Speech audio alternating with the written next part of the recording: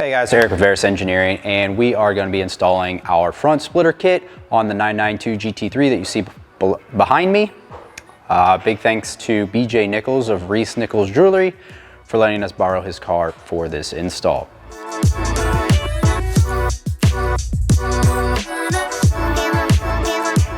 Now the front splitter will definitely dramatically increase front end downforce. It's part of our Ventus 2 kit, which we recommend pairing with our UCW rear wing.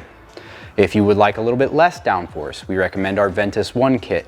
The Ventus 1 and the Ventus 2 kit are two different styles of kit. Ventus 2 being a little bit more downforce, a little bit more drag. The Ventus 1 being a hint of downforce and a hint of drag. We'll post up the graphs here. Do it, Clay, do it. And we'll basically get to doing this install here shortly. So the front splitter will bolt to the chassis overall. Yeah, it's basically chassis mounted. We're going to show you how to do that install briefly. But first, I'm gonna go over what's included in the kit as far as the components we supply you with. And then I'll also show you what tools are required to do the full install. And then we'll actually do the install itself. So let's get to it. All right guys, so I have the full kit minus hardware basically laid out in front of you. Now the kit will actually come as the splitter blade being two pieces. I've already hammered that together to make it look a little bit better, but basically to do that portion, you're gonna line up this zipper part down the center, and then you're gonna use a mallet and hammer that together. And it'll basically, I would start from potentially the rear side and then just kind of hit it and it'll basically conform to itself. And then these two pieces are more or less locked together. We'll bolt it together here too shortly, but you're gonna get a left side and a right side. And then we have our center bracket, we have our center tube, we have our two chassis mounts, and then we have our outer tubes on either side. And then we have a few points where we'll tie into some factory points as well, but overall, it's bolted to chassis locations through those two large brackets, and then the tubes transfer the load throughout those brackets pretty well. All right, for tools that we need, we have a 4mm Allen socket, 10mm wrench, 7mm socket with a ratchet, up to you. Doesn't matter really what size. 13mm wrench, another 4mm Allen socket, your call. I find some wobblies work better. We have a long extension and a 13mm wobble, 13mm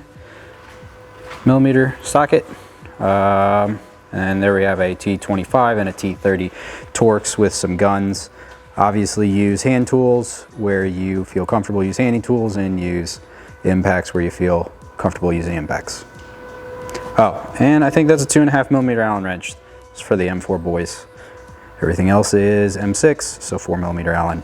All right guys, step one is get the car on a lift or jacked up on jack stands, your call there. Obviously a lift makes it a little bit easier, especially when we're recording for an install manual. Then the next step will be to remove this center panel. The center panel is a bunch of T30 Torx. And knowing Porsche, some will be shouldered, some won't be. So if you want everything to go back in the exact same location, probably wouldn't be a bad idea to use a different paint pen for each bolt and where it comes out of. At least keeping the different bolts there with different paint pens. So we'll probably do that because this car will be going back to stock after we install the parts. BJ does not want our parts on his car, rude. But yeah, so that's gonna be step one. Remove this. And I believe we do remove some of this to get this out. I will figure that out on the way. Let's do it.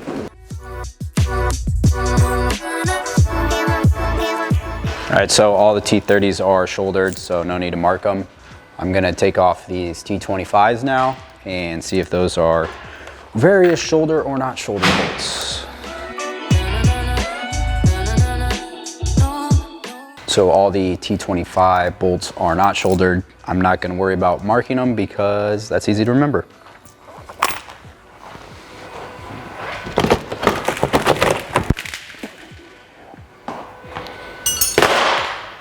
We will not be reusing that panel, so you can set that aside, store it wherever you'd like, but our splitter basically replaces that panel, so there's no need to use it. All right guys, next step is going to be removing this plastic crash bar. We have 3 13mm nuts on each side. I'm going to use a long extension and a swivel 13. And then we have a T25 bolt right here that kind of goes to a cable that goes to some other structure up top. So 6 nuts, 1 bolt. We're gonna get this crash beam off real quick.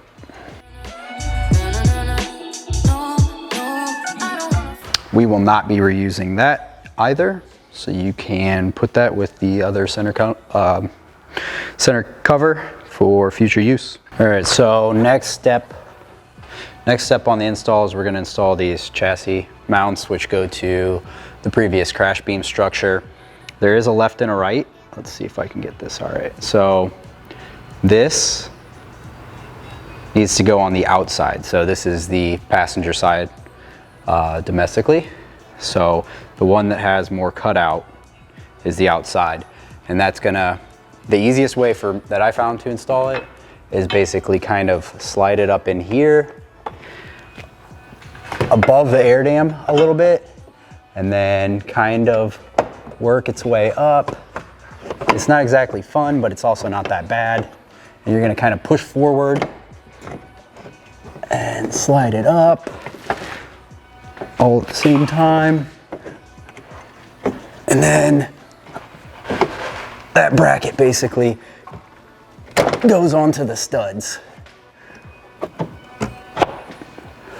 But it's definitely a tight fit. Right there. So it's on the studs now. I can get a closer picture or a video. And then we're gonna use the OEM nuts. The bottom 2 you can kind of hand tighten, or not hand tighten, but at least put on by hand. The top one, I used an extension with that 13mm swivel.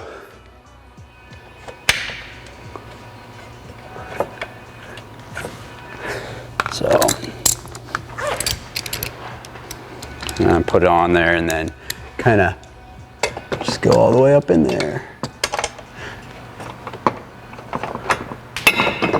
Start it by hand, maybe use a ratchet instead of an impact initially, so you can feel if you're stripping it or cross-threading it.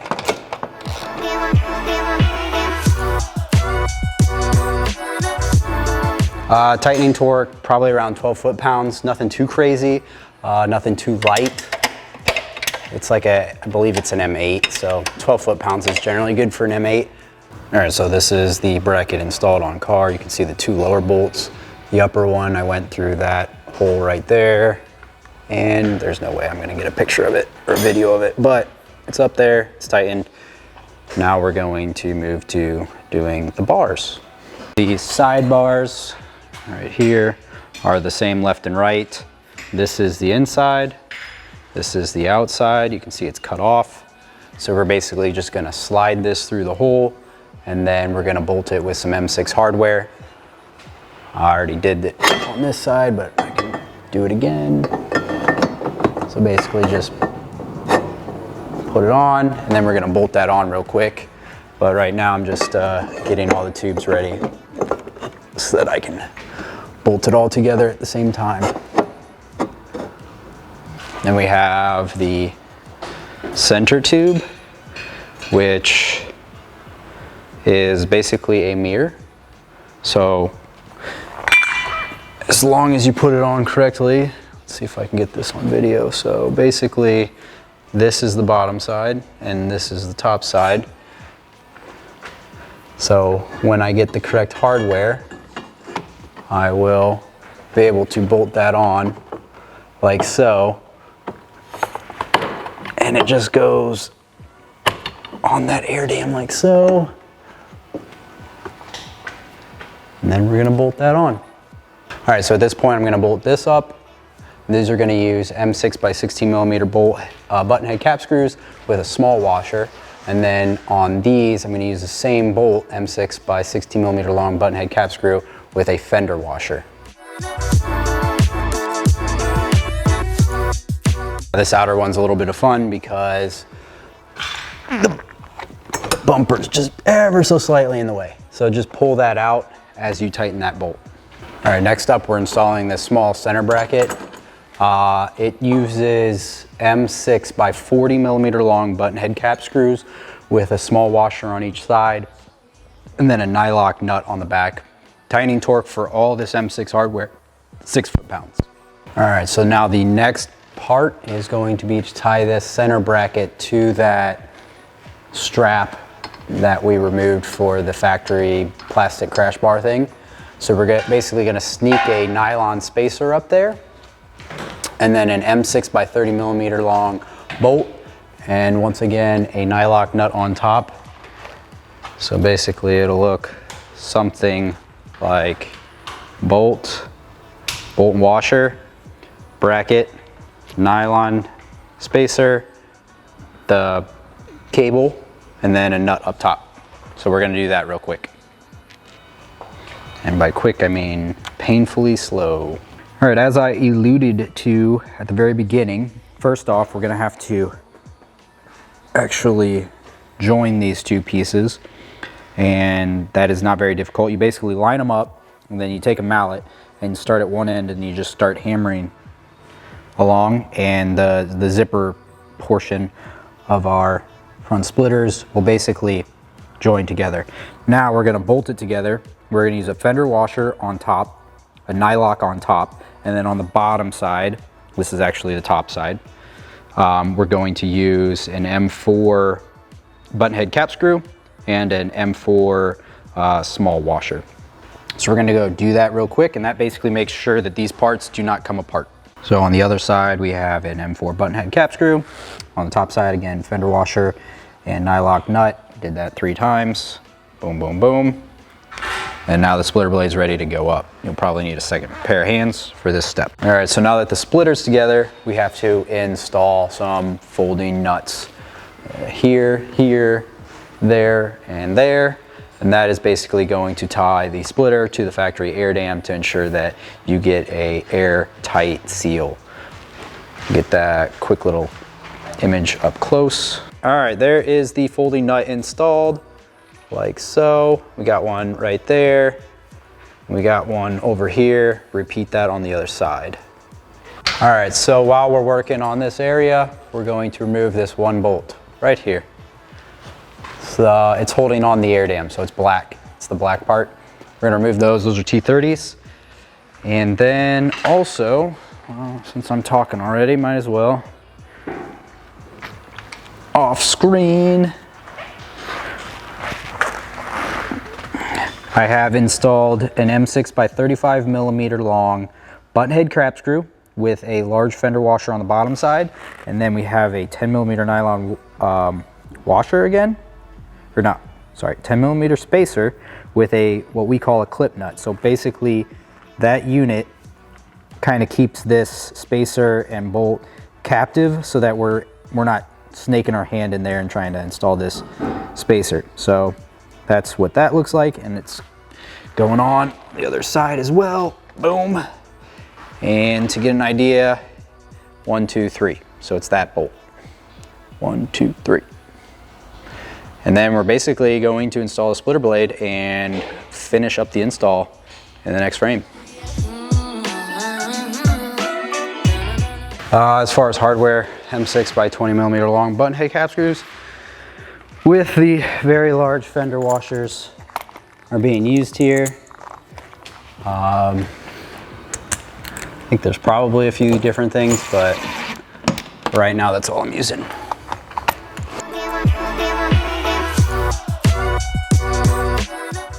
Do not put M6 by 20s in these holes. I believe they need to be a little bit longer. I'll get to that in a second.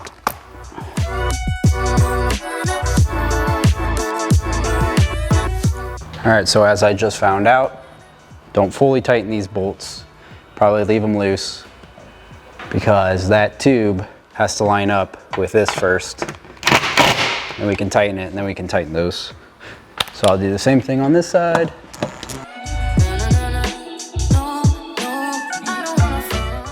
All right, and then last but not least, we have these Torx bolts Those are for the very rear. Is this, yeah, all right, so very rear on either side. We'll throw those in real quick. These center two that go to the center bracket, they are 16 millimeter. Everything else is 20 millimeter on this entire front splitter besides, and these are all lengths, sorry. Everything else is 20 millimeters long besides these, which also go to the air dam, which we installed in the previous step. Then finally, the rear two bolts are those Torx. So maybe we'll throw up a picture as a cheat sheet, and everything else is good to go. All right, so one final piece of advice. These bolts that go to the air dam, you may have to push the air dam backwards to get these bolts to line up into the air dam folding nuts. So just, if this does not line up, push backwards on the air dam and then screw that in and you'll be good to go. All right guys, that concludes the install of our front splitter on the 992 GT3. This is part of our Ventus 2 package. I would recommend accompanying this with a larger rear wing because the front splitter does actually make a substantial amount of downforce. This unit is quite strong. Woo! It will handle multiple people hanging on it or jumping on it or standing on it without an issue, which we might do here in a second. But right now, we're gonna clean up. We're gonna go take some glamour shots and then get this stuff on our website. Till next time.